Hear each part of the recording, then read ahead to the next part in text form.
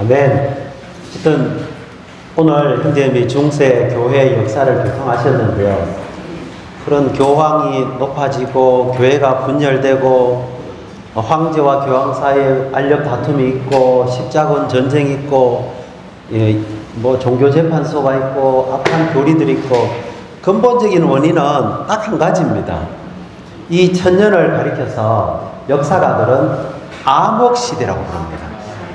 암흑이 왜 있습니까? 암흑은 성경에 이런 말씀이 있어요. 주의 말씀은 내 발의 등이요 내 길의 빛입니다. 창세기 1장에 그 어둠, 하나님의 심판을 결과로 어두워진 상황에서 하나님의 영이 임했고 말씀이 임했고 빛이 왔습니다. 그러니까 말씀이 없으면 천년 동안 인간이 하는 일이라고는 다 어둠에 속한 것을 할 수밖에 없습니다. 간단합니다. 우리의 머리는 누구입니까? 그리스도입니다. 그러면 교황이든 뭐든 다 끝나야 되는 겁니다. 몸은 하나입니다. 어떤 이유로도 분열은 합리화될 수가 없습니다. 그렇잖아요. 이게 다 말씀이 없기 때문입니다. 그래서 사랑하는 형제 자매님들, 우리는 말씀과 영과 형제 교통하신 것처럼 교회 생활 안에서의 교통을 통해서 빛을 누릴 때 이 모든 것들이 다 해결될 수가 있습니다. 아멘. 자, 오늘은 우리가 욥기에 이어서 시편에 대한 개관을 하도록 하겠습니다.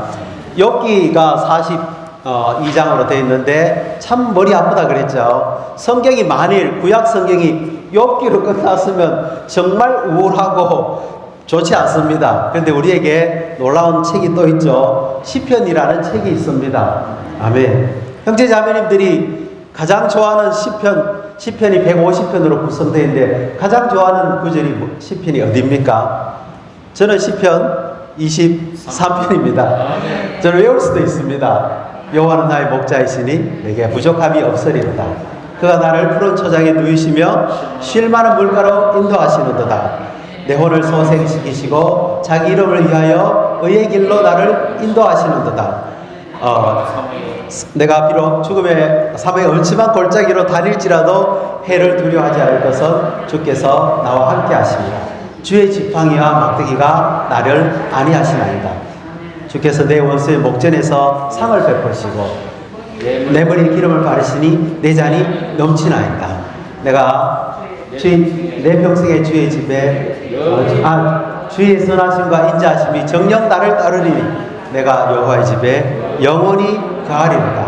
이것은 부활하신 그리스도께서 생명 주시는 영으로서 공기 같은 영으로서 5단계로 우리를 복양하심으로써 하나님의 집안에 거할 수 있도록 하는 걸 말해주고 있습니다. 어쨌든 우리에게 놀라운 책 시편이 있습니다. 이걸 어떻게 교통해야 될지 모르겠지만 어쨌든 함께 또 이 시간을 통해서 시편 안으로 한번 들어가기를 원합니다. 시편은 모세로부터 시작해서 다윗, 솔로몬, 또 고라 자손들, 또 알려지지 않는 사람들을 통해서 이렇게 기록이 되었습니다.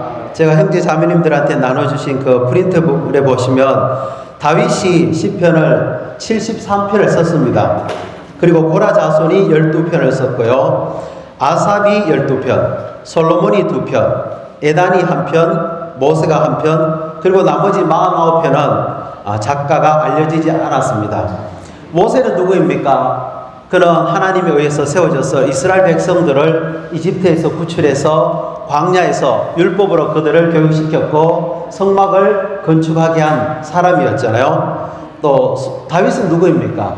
하나님께 기름 부음 받아서 유대 땅에서 많은 고난을 통해서 전쟁함으로써 결국은 그 땅에 하나님의 왕국을 세운 사람이었습니다. 솔로몬은 다윗의 아들로서 그 시온산에 하나님의 마음의 갈망에 따라서 시온산에 성전을 건축한 지혜로운 왕입니다. 그리고 고라 자손들, 또 아삽, 에단, 이 사람들은 레위 지파의 후손들입니다. 그들이 노래하는 자들이었습니다. 다윗이 그 오벳 에돔의 집에서 언약궤를 예루살렘으로 가져올 때까지 노래했던 사람들입니다. 자, 이런 사람들을 통해서 이 시편이 기록이 되었습니다. 모세는 벌써 주전 1500년, 지금으로부터 3500년 전의 사람이었고요. 다윗은 주전 1000년 전의 사람이었습니다. 그래서 이 시편은 에스라 때에 거의 완성이 되었습니다. 그러니까 적게는 5, 600년, 길게는 1000년을 통해서 시편이 모아졌습니다. 왜 이것이 기록되었는지 우리는 또 알 필요가 있습니다.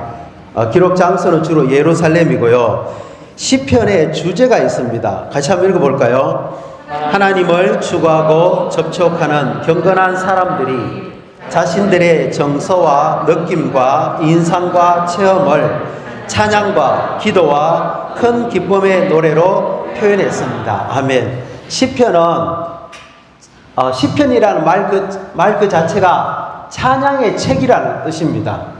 물론 여기에는 찬양과 관련된 시가 아닌 시들도 있지만 주로 이 시편은 하나님을 찬양하는 내용들로 구성되어 있습니다. 근데 이 하나님을 추구하고 접촉한 경건한 사람들, 모세, 다윗, 솔로몬, 아삽, 에단, 이런 고라의 자손들, 이런 사람들이 자신들의 정서와 느낌과 인상과 체험을 8방면에서 하나님을 찬양하고 기도하고 큰 기쁨의 노래로 표현한 책이 바로 시편입니다.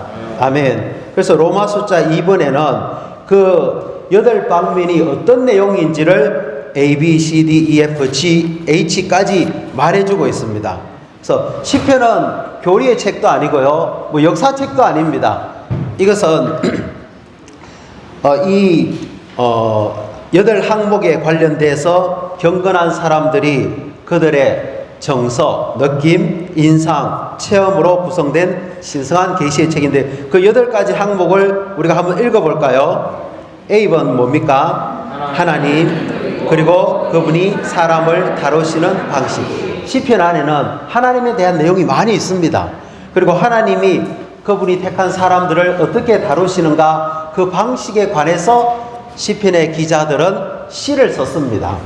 두 번째 B번 신성한 계시가 담긴 거룩한 말씀인 하나님의 율법. 아멘. 특별히 시편에서 119편은 총 176절로 이루어져 있습니다.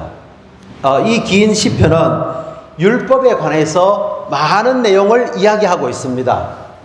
자, 10번입니다. 하나님의 집, 성전, 그리고 땅에 있는 하나님의 거처의 중심인 성전이 세워진 시온산. 하나님의 집은 성전이죠. 또 그 성전이 세워진 곳이 바로 시온산입니다. 이곳에 관해서 시편 기자들은 많은 시를 썼습니다. D번입니다. 하나님의 집을 둘러싸서 보호하는 하나님의 거룩한 성 예루살렘. 시편을 읽어보면 예루살렘에 관한 노래들이 아주 많습니다. 자, 2번입니다. 하나님께서 사랑하시어 민족들 가운데서 선택하신 하나님의 거룩한 백성 이스라엘. 제가 어느 시편인지는 기억 안 나는데요. 시편의 기자가 말했습니다. 성도들, 그러니까 이스라엘이죠. 성도들은 탁월하다고 했습니다. 우리가 옆에 있는 형제 자매님들 보십시오. 교육도 별로 못 받았죠. 잘생기지도 않았습니다. 대단한 능력도 없습니다. 그런데 이스라엘 백성들은 이스라엘 자손들, 하나님의 백성을 이 땅에 있는 탁월한 존재로 보았습니다. 이러한 하나님의 백성에 대한 느낌과 정서를 시로 표현했습니다. 형제 자매님들, 옆에 계신 형제 자매들을 보면서 한번 시를 지어 보십시오. 아멘. 자, 이해가 되시죠? 자, F번입니다. 하나님을 향한 이스라엘 백성의 사랑, 하나님과 그들의 교통, 그들이 하나님께 받은 축복, 그들이 하나님의 다루심 아래서 받은 고난, 그들의 환경, 이런 것들을 시로 적었습니다. 하나님을 향한 이스라엘 백성들의 사랑. 제가요, 유튜브에서 진짜 이스라엘 백성들, 찐 이스라엘 사람들이 시편을 어떻게 찬송하는가 한번 찾아봤어요. 검색해 보니까요. 야, 우리가 이 주의 상 집회에서 찬송하는 거하고는요, 비교가 안 됩니다. 그 하나님을 향한 그들의 사랑이 막 주체할 수 없어가지고요. 찬송을 부르는데, 야, 우리가 정말 이 실제를 가진 우리가 예표인 저 사람들보다 못하구나 하는 느낌을 받을 정도로 하나님을 향한 그들의 사랑은 탁월했습니다. 하나님과 그들의 교통, 또 그들이 하나님께 받은 축복, 또 하나님의 다루심 아래서 받은 고난, 그들이 받은 환경, 이런 것들을 그들은 시로 표현해 내었습니다. 그리고 지브는 그들의 포로된, 에스라 때까지 기록이 됐으니까 포로 당시에도 그들은 무슨 내용을 시로 적었을까요? 성전, 예루살렘 성, 좋은 땅, 이런 것들에 대한 그들의 감상이 있지 않겠습니까? 그런 것들이 시편 안에 기록이 되어 있습니다. 자, 8번째 H번 읽어보죠.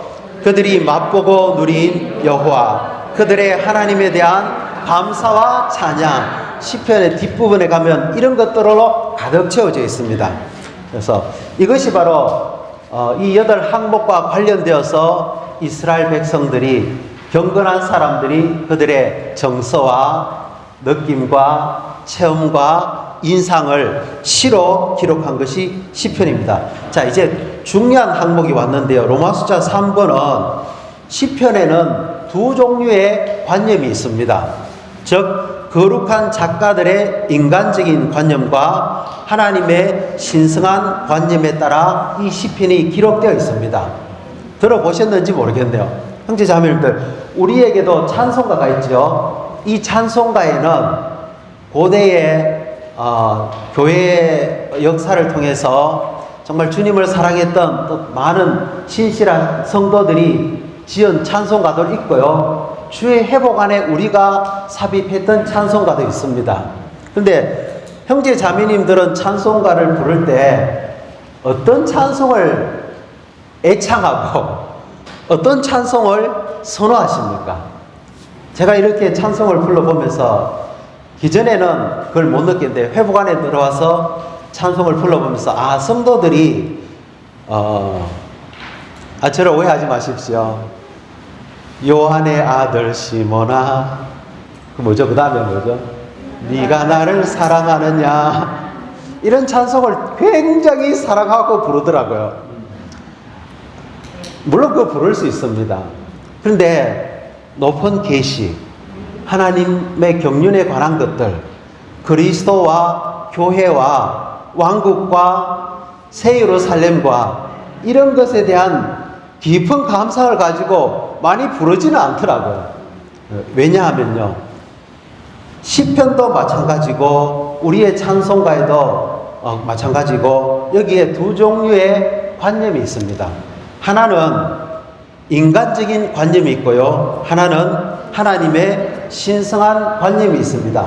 자, 제가 시편 1편은 어떤 관념으로 가득한 것인지, 시편 2편은 어떤 종류의 관념인지 지금부터 시를 읊어드리도록 하겠습니다. 시편 1편 멋진 목소리로 낭독하겠습니다. 복이 있는 사람은 악인들의 계략에 따라 걷지 아니하며 죄인들의 길에 서지 아니하며 조롱하는 이들의 자리에 앉지 아니하며 오히려 여호와의 율법을 즐거워하여 그분의 율법을 밤낮으로 묵상하는 사람이다. 그는 시냇가에 옮겨 심어져 제때의 열매를 맺고 그 이파리가 마르지 않는 나무와 같아 하는 일이 모두 잘 되리라. 악인들은 그렇지 않으니 바람에 날리는 겨와 같으리라. 그러므로 악인들이 심판의 때에 서지 못하며 죄인들이 의인들의 모임에 서지 못하리라. 의인들의 길은 여호와께서 알아주시나 악인들의 길은 멸망할 것이기 때문이라. 좋은 시입니까? 안 좋은 시입니까? 인간적인 관념에 따라 쓰여졌습니다. 자, 이 시의 기자는 다윗입니다. 좋은 시입니다. 보십시오. 복 있는 사람이 누군지 압니까? 여호와의 율법을 즐거워하고 그 율법을 밤낮으로 묵상하는 사람이다. 이런 사람은 하는 일이 모두 다 잘 될 것이다. 자, 제가 이제 시편 2편을 읽어드릴게요. 동일한 사람 다윗이 기록했습니다. 어찌하여 민족들이 소동하며 어찌하여 백성들이 헛된 일을 꾸미는가? 땅의 왕들이 나서고 통치자들이 서로 모의하여 여호와와 그분의 기름 부음 받은 분을 대적하며 그들이 결박한 줄을 끊어버리고 우리를 묶은 밧줄을 던져버리자 하는구나. 하늘들에 앉으신 분께서 웃으시며 주님께서 그들을 우습게 여기신다. 그때 그분께서 분노하시어 그들에게 말씀하시고 타오르는 진노로 그들을 두려움에 떨게 하시며 내가 거룩한 산 시온에 나의 왕을 세웠다 하시리라. 내가 여호와의 칙령을 선포하리니 여호와께서 나에게 하신 말씀이라. 너는 내 아들이다. 오늘 내가 너를 낳았다. 나에게 구하여라. 내가 민족들을 너의 유업으로 주고 땅의 끝까지를 너의 소유로 주겠다. 너는 그들을 쇠 막대기로 부수며 토기장에 그릇같이 깨뜨리리라.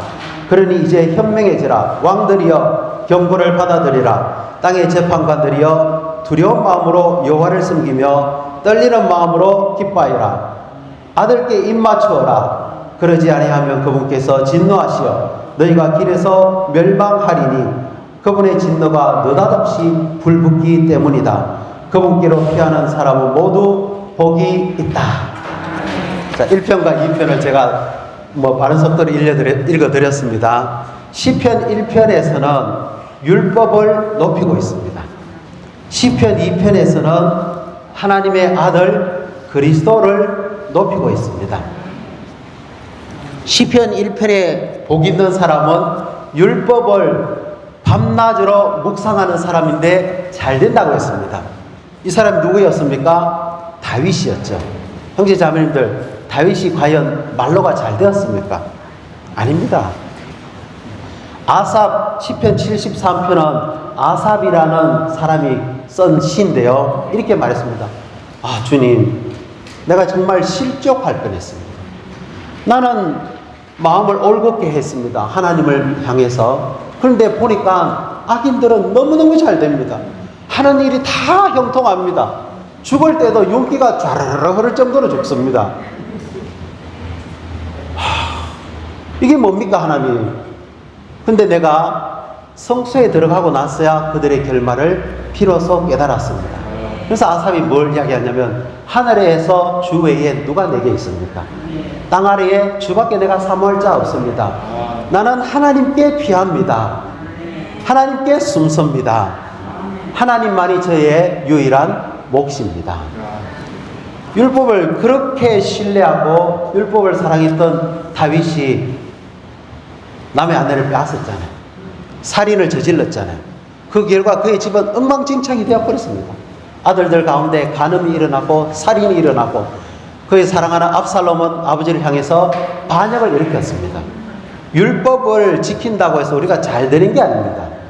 하나님이 율법을 우리에게 주신 목적은 다윗과 같은 사람이 어떤 사람인지를 확 드러내 버리는 겁니다. 하나님이 기뻐하시는 것은 이겁니다. 나의 아들께 입 맞추어라. 그분께로 피하는 사람은 모두 복이 있다. 하나님의 아들께로 피하는 것은 하나님의 아들 안으로 믿는 겁니다. 하나님의 아들께 입 맞추는 것은 그분을 사랑하는 겁니다. 이런 사람이 복이 있는 겁니다. 그래서 앞으로 시편을 쭉 읽어보시면요, 이 두 가지 정서가, 관념이 막 섞여 있습니다. 어떤 때는 인간적인 관념이 막 흘러나옵니다. 시편 3편은 다윗이 압살롬이 반역해가지고 쫓겨나면서 지은 시입니다. 자기 자녀를 나를 대적하는 저자를 하나님 원수를 처벌해 주십시오. 심판해 주십시오. 이런 게 시편 3편입니다. 주 예수님, 그래서 이 시편 전체는 거룩한 작가들의 인간적인 관념과 하나님의 신성한 관념이 섞여 있습니다. 다윗이 1편을 이야기할 때 하나님이 갑자기 들어오셔서 2편에서 자기 아들을 높입니다. 그리스도를 높이면서 그리스도에게 입 맞추라고 합니다. 그리스도 안으로 피하라고 합니다. 이 아들에게 민족들과 아까 뭐라고 했죠? 민족들을 너의 유업으로 주고 땅의 끝까지를 너의 소유로 주겠다. 이게 우리가 받아야 될 복입니다. 그래서 사랑하는 형제 자매들, 시편을 읽을 때 이것을 이해하시기 바랍니다. 자, 그러면 왜 인간적인 관념이 생기게 되었느냐? 그 이유가 로마 숫자 3분의 A에 1, 2, 3, 4, 5가 있습니다. 같이 한번 읽어볼까요? 첫 번째, 하나님께서 창조하신 선한 본성에 의해 생겨난 것입니다. 두 번째는요,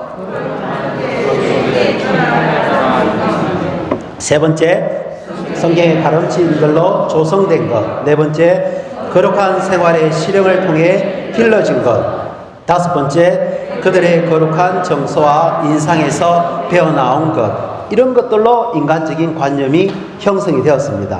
그러면 시편에 있는 하나님의 신성한 관념은 어떤 것인지 1, 2, 3번 한번 읽어보죠. 1번, 그리스도를 중심과 전부로 하는 하나님의 영원한 경륜. 2번, 그리스도의 신성, 인성, 인간생활, 모든 것을 포함한 죽음, 생명을 분배하고 교회를 산출하는 부활, 영광스럽게 되심, 영광 가운데 나타나심, 영원한 통치, 이런 것과 관련이 있습니다. 3번, 하나님의 중심과 전부이신 그리스도와 그리스도의 표현을 위한 그분의 충만인 교회와 하나님의 영원한 행정을 위한 왕국과 영원 안에 있는 그분의 영원한 왕국을 위해 땅을 회복하는 것에 대한 하나님의 마음의 갈망, 곧 그분의 선한 기쁨, 이런 것들과 신성한 관념은 관련이 있습니다.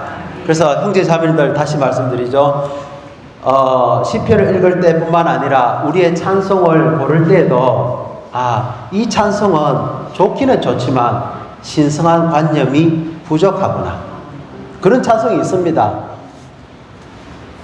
그러나 어떤 찬송은 하나님의 신성한 관념이 아주 높습니다. 아마 주로 위트니스리 형제님이 쓴 시일 겁니다. 아멘. 그렇다고 해서 다른 걸 불러서는 안 되고, 누군가가 그 찬송을 골랐을 때 형제님 앉으십시오. 그것은 인간적인 관념으로 가득한 찬송입니다. 이렇게 하시면 안 됩니다. 아멘. 하면서 이 편으로 넘어가야 됩니다. 신성한 관념으로 충만한 찬송으로 전환시킬 줄 알아야 됩니다.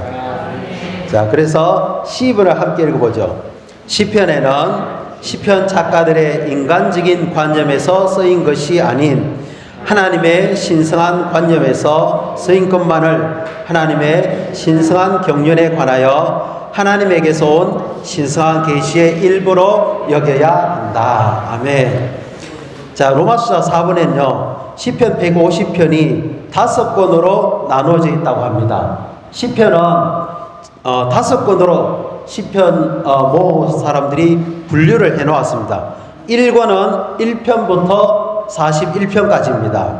2권은 42편부터 72편까지고요. 3권은 73편부터 89편까지고요. 4권은 90편부터 106편까지고요. 5권은 107편부터 150편까지인데요. 특징이 있습니다. 매 권의 마지막 시편이 끝나는 구절은 여호와를 영원부터 영원까지 찬양하여라 아멘 아멘으로 끝납니다. 이해하셨습니까? 이 5권은 각 권은 어떤 방향이 있고 목적이 있습니다.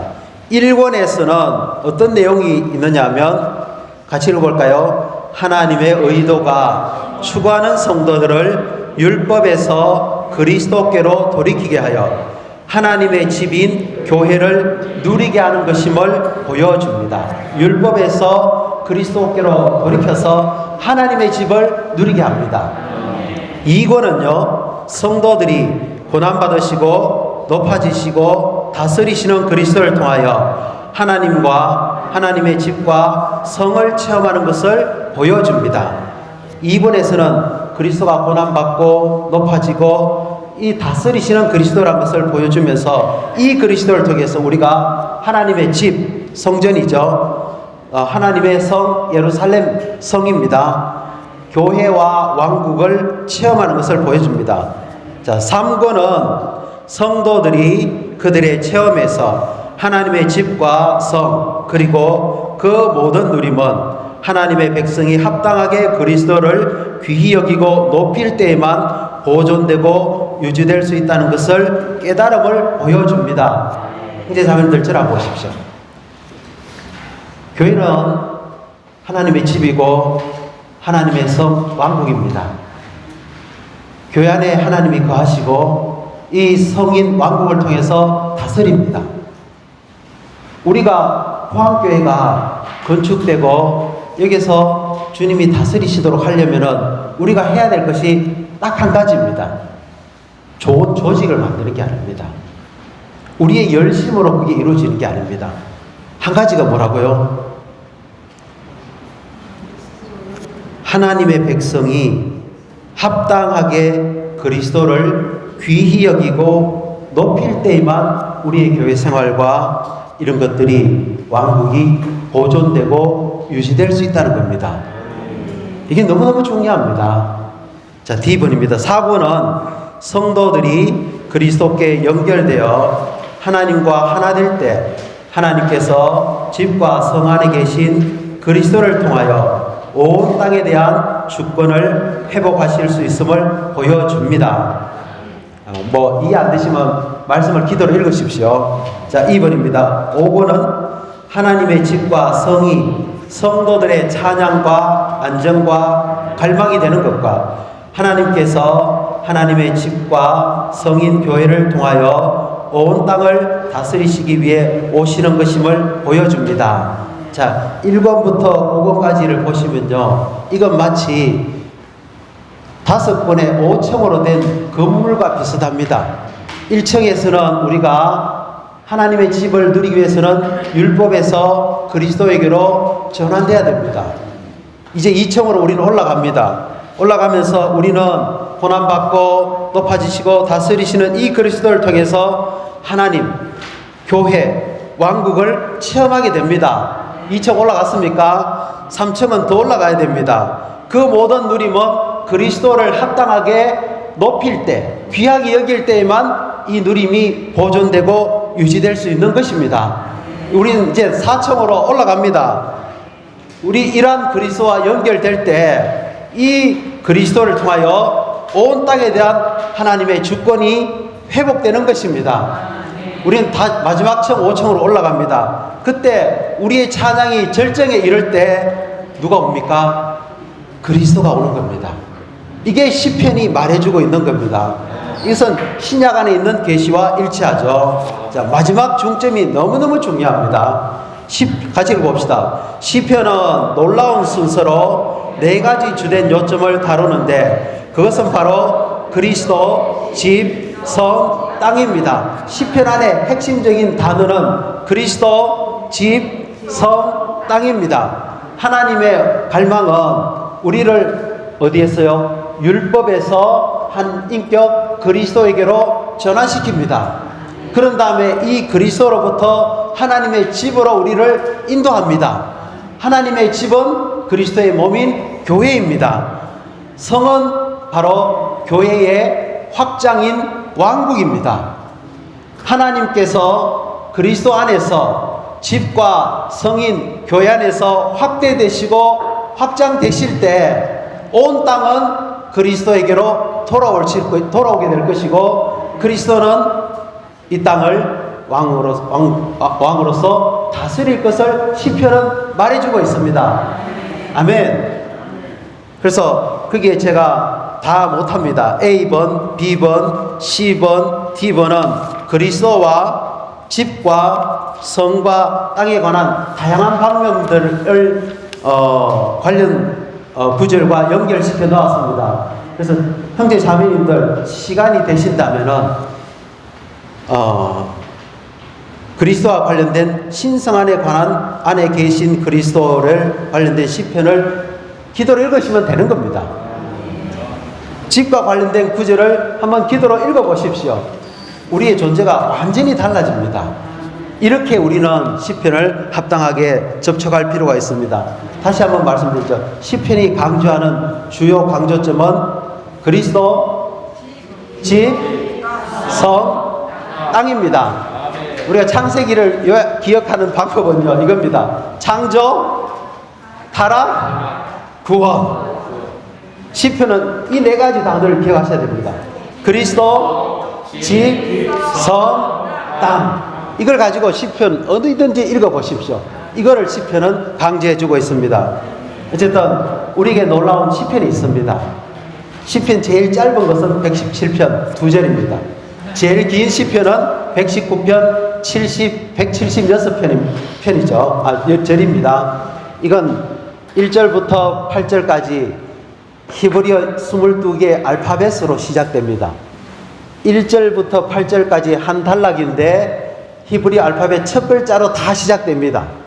그 다음에 9절부터 16절까지는 히브리 알파벳 두 번째 글자로 다 시작됩니다. 이렇게 해서 22개의 글자가 22개의 연으로 이어져서 176절을 구성하고 있죠. 아멘. 어쨌든 간에 사랑하는 형제 자매님들, 저는 시편을 사랑합니다. 형제 자매님들도 시편을 사랑하시기 바랍니다. 바울이 에베소서 5장 19절에 이렇게 말했습니다. 18절에 여러분은 이방인들처럼 술 취하지 마십시오. 술 취하는 것은 사람을 방탕하게 합니다. 그럼 뭘로 우리를 채워야 되냐면 성령으로 충만해지십시오. 오늘 어떻게 성령으로 충만해지냐? 이것을 위해서 시와 찬송과 영적인 노래로 서로 화답하고 여러분의 마음으로 주님께 노래하고 시를 읊고. 우리가 뭐 하는 사람인 줄 압니까? 예, 우리는 시를 없는 사람들입니다. 누구에게요? 나에게, 하나님께, 서로에게 읊어주는 사람이 되어야 됩니다. 시를 쓸 필요는 없습니다. 다 써져 있습니다. 우리가 지금 해야 될 것은 영안에서 이 시를 읊조리면 됩니다. 여호와는 나의 목자시니 내게 부족함이 없으리라. 아멘. 주님, 당신은 저희 목자이십니다. 주님이 저희 목자가 되신다면 저는 전혀 부족할 것이 없습니다. 나의 평생에 주님의 선과 자애가 정녕 나를 따르니 내가 여호와의 집에 영원히 갈 것입니다. 주님, 제가 살 곳은 여호와의 집, 바로 이 교회 생활입니다. 이곳에서 주님, 제가 어디를 가든지 주님의 선하심과 인자하심이 저를 따라와 주십시오. 내가 그걸 따라가는 게 아닙니다. 내가 가는 곳마다 주님의 선과 좋은 것과 자애가 나를 계속해서 절절절, 이런 표현 써도 될지 모르겠다, 따라오는 겁니다. 그래서 사랑하는 형제 자매님들, 힘들고 지치고 어렵고 고통스러울 때 시편을 여십시오. 그리고 어떤 구절이든 시편을 읊조려 보십시오. 또 여러분이 아시는 곡조를 붙여서 노래 불러 보십시오. 우리 그리스도인의 삶이 얼마나 풍성한지 모릅니다. 아까 제가 교통드린 것처럼 이제는 우리가 주의 상 집회에 왔을 때 어떤 집회에서든 5층부터 올라가지 마시고요. 상 집회 때 5층부터 올라가 버리면 곤란합니다. 다시 또 1층으로 또 내려오는 상황이 발생합니다. 그러지 마시고 1층, 2층, 3층, 4층, 5층에 와서 하나님께 완결된 찬양을 드리기 원합니다. 다윗이 시편 8편에 이렇게 이야기했습니다. 제가 한번 선포하죠. 오 여호와 저희의 주님, 주님의 이름이 온 땅에 어찌 그리 뛰어난지요. 이것이 우리가 불러야 될 시입니다. 시편 146편 10절, 시온아 여호와께서 영원히 너희 하나님께서 영원 무궁히 다스리신다. 할렐루야. 호흡이 있는 자마다 여호와를 찬양하여라. 할렐루야. 저는 요즘 시온을 노래하고 있습니다. 시온이 뭡니까? 예루살렘의 고봉, 이기는 자, 오늘날의 활력그룹입니다. 정말요, 형제 자매님들, 우리의 활력그룹이 시온이 될 수 있다면 그곳에서 하나님이 다스리시고 하나님께 찬양이 들려지고 시온을 통해서 교회 안에 축복이 흘러가고 우리는 완결된 찬양을 부르면서 주님을 만날 겁니다. 이렇게 우리의 인생을 영광스럽게 마치기를 원합니다. 시편이 있음을 감사합니다.